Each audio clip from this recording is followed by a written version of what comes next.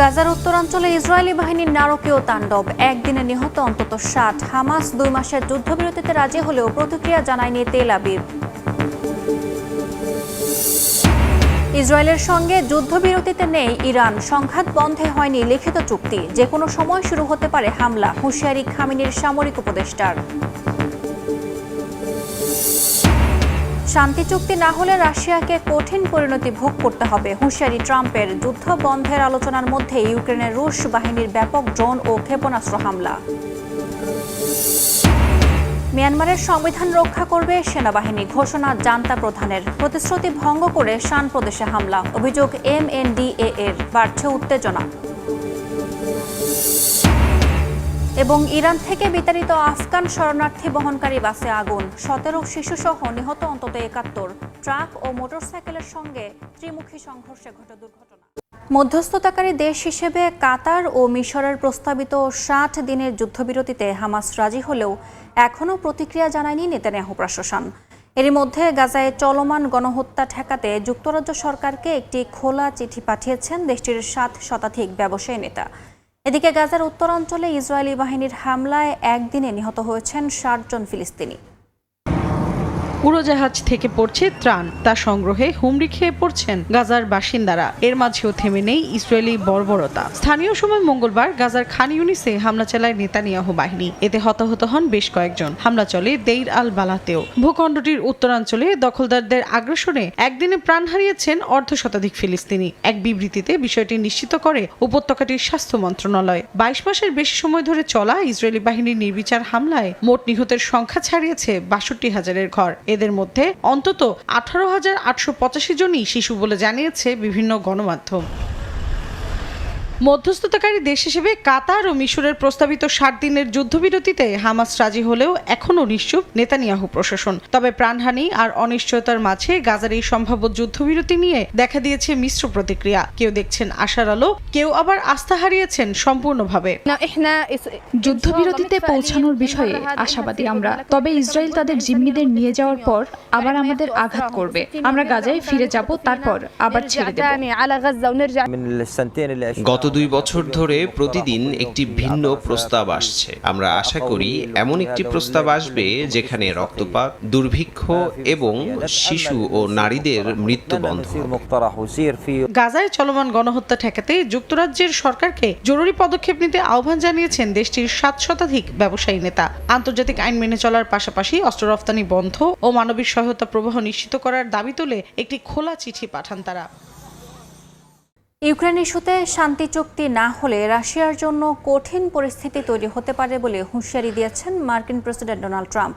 দেশটির কাছ থেকে তেল কেনা রাষ্ট্রগুলোর ওপর বাড়তি নিষেধাজ্ঞা আরোপ করা হবে বলেও সতর্ক করেন তিনি। এরই মধ্যে ইউক্রেনের জন্য নিরাপত্তা নিশ্চয়তা দেওয়ার পরিকল্পনা আগামী ১০ দিনের মধ্যেই তৈরি করা হবে বলে জানিয়েছেন প্রেসিডেন্ট জেলেনস্কি। যুদ্ধ বন্ধে ট্রাম্পের কূটনৈতিক উদ্যোগের মধ্যে ইউক্রেনে এক রাতে ২৭০টি ড্রোন ও ১০টি ক্ষেপণাস্ত্র হামলা চালিয়েছে রাশিয়া। যুদ্ধবন্ধের আলোচনার মধ্যেও থেমে নেই সংঘাত। স্থানীয় সময় মঙ্গলবার ইউক্রেনের পলতাভা অঞ্চলের তেল শোধনাগার লক্ষ্য করে হামলা চালায় রাশিয়া। এতে ভয়াবহ আগুনের ঘটনা ঘটে। এটি চলতি মাসের সবচেয়ে বড় হামলা বলে জানিয়েছে কাতার ভিত্তিক সংবাদ মাধ্যম আল জাজিরা। ইউক্রেন যুদ্ধ বন্ধ নিয়ে আশাবাদী হলেও রাশিয়ার প্রেসিডেন্ট ভ্লাদিমির পুতিন হয়তো কোনো চুক্তি করতে চান না বলে মন্তব্য করেছেন মার্কিন প্রেসিডেন্ট ডোনাল্ড ট্রাম্প। মঙ্গলবার মার্কিন টেলিভিশন চ্যানেল ফক্স নিউজকে দেয়া এক সাক্ষাৎকারে তিনি বলেন, এমন হলে পুতিনের জন্য কঠিন পরিস্থিতি তৈরি হতে পারে। তবে আগামী কয়েক সপ্তাহেই পুতিনের অবস্থান স্পষ্ট হবে। অন্যথায় রাশিয়া ও তার কাছ থেকে তেল কেনা দেশগুলোর ওপর বাড়তি নিষেধাজ্ঞা আরোপ করা হবে বলে হুঁশিয়ারি দেন মার্কিন প্রেসিডেন্ট। ইউক্রেনের জন্য নিরাপত্তার নিশ্চয়তা দেওয়ার পরিকল্পনা আগামী ১০ দিনের মধ্যেই তৈরি করা হবে বলে জানিয়েছেন প্রেসিডেন্ট ভলোদিমির জেলেনস্কি। হোয়াইট হাউসে বৈঠকের পর মঙ্গলবার প্রচারিত এক সংবাদ সম্মেলনে তিনি বলেন, কিয়েভের মিত্ররা সম্ভবত নিরাপত্তা নিশ্চয়তার পরিকল্পনা প্রকাশ করবেন এবং এ বিষয়ে আরো অনেক কিছু সামনে আসবে। দ্রুতই সবকিছু কাগজপত্রে রূপান্তর করে ফেলা হবে। এদিকে ট্রাম্প ও ভলোদিমির জেলেনস্কির বৈঠককে বড় অগ্রগতি হিসেবে দেখছে কিয়েভ ও ইউরোপীয় মিত্ররা। তবে দীর্ঘস্থায়ী শান্তির পথ এখনো অস্পষ্ট। এ বিষয়ে জেলেনস্কি বলেন, এটি ইউরোপের ৮০ বছরের সবচেয়ে ভয়াবহ যুদ্ধ শেষ করার দিকে একটি বড় পদক্ষেপ। আগামী কয়েক সপ্তাহের মধ্যে ট্রাম্প ও ভ্লাদিমির পুতিনকে নিয়ে একটি ত্রিপক্ষীয় বৈঠকের প্রত্যাশা করছেন বলেও জানান তিনি। যে কোনো মুহূর্তে আবার শুরু হতে পারে ইরান ইসরায়েল যুদ্ধ। ইরানের সর্বোচ্চ ধর্মীয় নেতার সামরিক উপদেষ্টা হুঁশিয়ারি দিয়ে বলেন, তেল আবিবের সঙ্গে তেহরান যুদ্ধবিরতিতে নেই। তিনি দাবি করেন, এখন পর্যন্ত যুদ্ধ বন্ধে যুক্তরাষ্ট্র বা ইসরায়েলের সঙ্গে কোনো লিখিত চুক্তিতে স্বাক্ষর করেনি খামেনি প্রশাসন। এদিকে ইরানের বিরুদ্ধে যুদ্ধে ইসরায়েলের অর্থনীতি ৩.৫% সংকুচিত হয়েছে বলে জানিয়েছে তেহরান টাইমস। ইরান ও ইসরায়েলের 12 দিনের যুদ্ধ বন্ধ হলেও থেমে নেই উত্তেজনা। এবার ইসরায়েলের বিরুদ্ধে কড়া হুঁশিয়ারি দিয়েছেন ইরানের সর্বোচ্চ নেতা আয়াতুল্লাহ আলী খামেনির সামরিক উপদেষ্টা ইয়াহিয়া রহিম সাফাবি। তিনি দাবি করেন, ওয়াশিংটন তেল আবিবের সঙ্গে তেহরান কোনো যুদ্ধবিরতিতে নেই।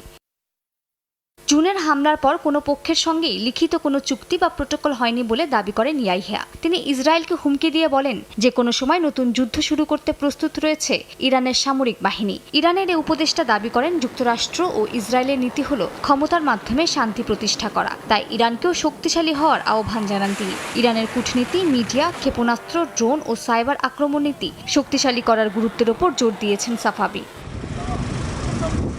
বিশ্লেষকরা বলছেন, জুন মাসের যুদ্ধে ইসরায়েল তাদের বেশিরভাগ লক্ষ্য পূরণ করতে পারেনি। উল্টো 22 দফা পাল্টা হামলায় ইরান দেখিয়েছে তারা দীর্ঘমেয়াদী যুদ্ধের জন্য প্রস্তুত। তাদের হাতে আরও উন্নত ক্ষেপণাস্ত্র ও ড্রোন থাকলেও সেগুলো ব্যবহার করা হয়নি বলেও দাবি সামরিক কর্মকর্তাদের।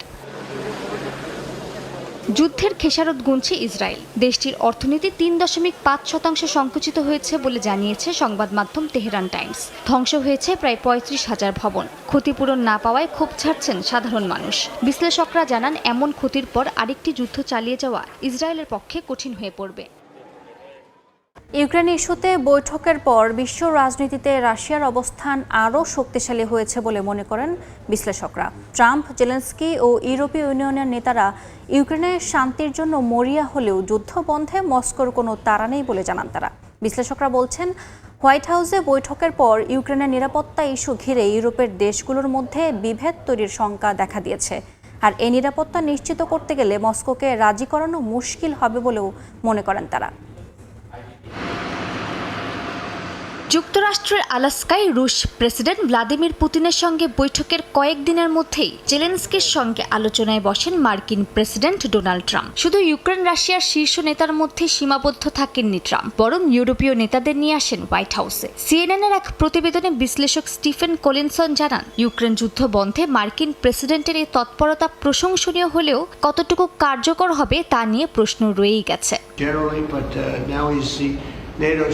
ওই প্রতিবেদনে নিরাপত্তা নিশ্চয়তা নিয়ে প্রশ্ন তুলেছেন বিশ্লেষক। বলেন, ন্যাটোর অনুরূপ প্রতিরক্ষা প্রতিশ্রুতির কথা তুলেছেন ইতালির প্রধানমন্ত্রী মেলোনি, কিন্তু রাশিয়া তা মেনে নেবে কিনা তা নিয়ে প্রশ্ন রয়ে গেছে। তিনি আরও জানান, পুতিন ইউক্রেনের ন্যাটোতে যোগ দেওয়ার স্বপ্ন ভাঙতেই যুদ্ধ শুরু করেছেন। যদি কোনোদিন মস্কো আবার আক্রমণ করে, তাহলে ইউরোপীয় দেশগুলো সত্যি সেনা পাঠিয়ে রাশিয়ার বিরুদ্ধে যুদ্ধ করবে কিনা তা নিয়ে সন্দেহ আছে। আরেকটি বড় বিতর্ক ভূমি বিনিময়। রাশিয়া চাইছে সামরিকভাবে না জেতা এলাকা আলোচনা মাধ্যমে পেতে। বিশ্লেষকরা বলছেন, এতে বাস্তবে ইউক্রেনকে নিজেদের জমি ছেড়ে দিতে হবে রাশিয়াকে, আর নিহত সেনাদের পরিবারের কাছে তার ব্যাখ্যা দেওয়া কঠিন হবে ইউক্রেনের প্রেসিডেন্টের জন্য। এদিকে বার্তা সংস্থা রয়টার্সকে দেয়া সাক্ষাৎকারে বিশ্লেষক সের্গেই রাদচেঙ্কো জানান, ট্রাম্প এখন শান্তি প্রক্রিয়া এগিয়ে নিতে মরিয়া, আর এই কারণে জেলেনস্কির সঙ্গে সম্পর্কে টানাপোড়েন আড়াল করে নমনীয় থাকার চেষ্টা করছেন তিনি। একই সঙ্গে ট্রাম্পের হুমকি ধামকি কার্যকর হচ্ছে না, বরং রাশিয়া বৈঠকের পর আরও শক্তিশালী হয়ে ফিরেছে। ইউক্রেনের নিরাপত্তা নিশ্চিত করতে যুক্তরাষ্ট্রের কাছ থেকে প্রায় $100 বিলিয়ন অস্ত্র কেনার প্রস্তাব দিয়েছে কিয়েভ। এর জন্য ইউরোপীয় অংশীদারদের কাছে অর্থ সহায়তা চেয়েছেন ইউক্রেনের প্রেসিডেন্ট জেলেনস্কি। এর মধ্যে থাকবে যুদ্ধবিমান, আকাশ প্রতিরক্ষা ব্যবস্থা সহ অন্যান্য অস্ত্র। এদিকে ইউক্রেন যুদ্ধ শুরুর পর কিয়েভকে এ পর্যন্ত প্রায় $130.6 বিলিয়ন অস্ত্র সহায়তা দিয়েছে বলে জানিয়েছে জার্মানির থিঙ্ক ট্যাঙ্ক।